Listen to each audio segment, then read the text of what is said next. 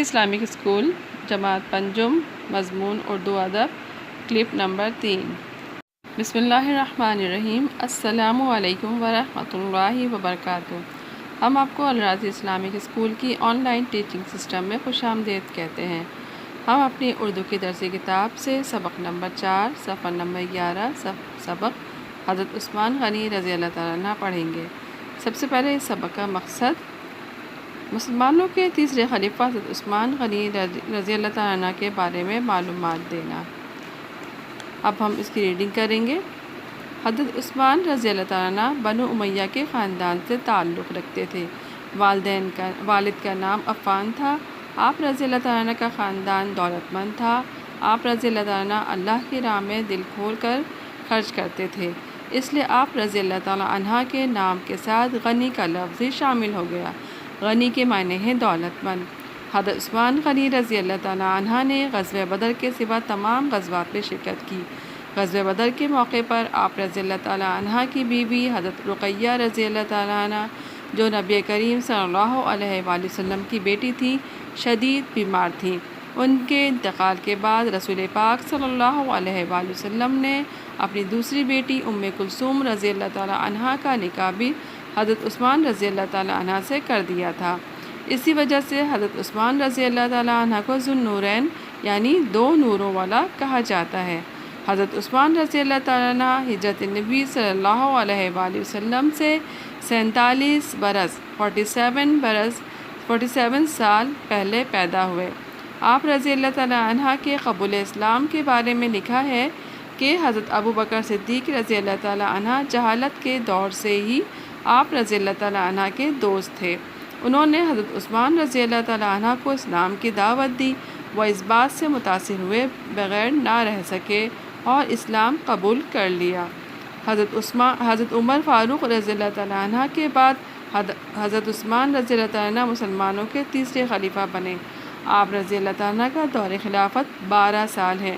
آپ رضی اللہ تعالیٰ عنہ کا سب سے اہم کارنامہ تمام مسلمانوں کو قرآن مجید کے ایک تلفظ پر جمع کرنا ہے، اس لیے آپ رضی اللہ تعالیٰ عنہ کو جامع قرآن بھی کہتے ہیں۔ آپ رضی اللہ تعالیٰ عنہ بہت سخی تھے۔ ایک مرتبہ مدینہ منورہ میں قحط پڑ گیا تو آپ رضی اللہ تعالیٰ عنہ نے 70 اونٹوں پر لدا ہوا غلہ مفت تقسیم کر دیا۔ مدینہ منورہ میں پانی کی شدید قلت تھی۔ شہر میں ایک ہی کنواں تھا جس کا مالک یہودی تھا اور وہ پیسے لے کر پانی دیتا تھا۔ حضرت عثمان غنی رضی اللہ تعالیٰ عنہ نے وہ کنواں اس یہودی سے 8000 درہم میں خرید کر مسلمانوں کے حوالے کر دیا۔ اس طرح پانی کی قلت دور ہو گئی۔ حضرت عثمان رضی اللہ تعالیٰ عنہ کو اللہ تعالیٰ نے دولت سے نوازا تھا اور آپ رضی اللہ تعالیٰ عنہ وہ دولت ضرورت مندوں پر خرچ کرنے میں آگے رہتے۔ وہ کنواں اب بھی مدینے میں موجود ہے۔ 82 برس 82 برس کی عمر میں حضرت عثمان غنی رضی اللہ تعالیٰ عنہ قرآن پڑھنے میں مصروف تھے کہ چند بدبخت باغیوں نے گھر میں گھس کر آپ رضی اللہ تعالیٰ عنہ کو شہید کر دیا۔ آپ رضی اللہ تعالیٰ عنہ کی زندگی اور آپ رضی اللہ تعالیٰ عنہ کی ذات نیکی کا سر چشمہ ہے۔ رہتی دنیا تک ہم ان کی ذات کی خوبیوں کو تسلیم کرتے رہیں گے اور اللہ تعالیٰ سے دعا کرتے رہیں گے کہ وہ ہمیں بھی ان کی طرح بننے کی توفیق دے، آمین۔ اب ہم اس سبق کے الفاظ معنی پڑھیں گے۔ غزوہ، وہ جنگ جس میں نبی کریم صلی اللہ علیہ وآلہ وسلم خود شریک ہوں۔ تلفظ، لہجہ۔ قحط، کسی چیز کا بہت زیادہ کم ہونا۔ لدا، بوجھ میں دبا ہوا۔ غلہ، اناج۔ قلت، کمی۔ بدبخت، بدقسمت۔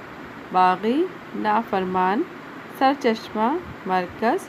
توفیق، ہمت، ہدایت۔ راز پنجم، ہم نے اس سبق سے کیا سیکھا؟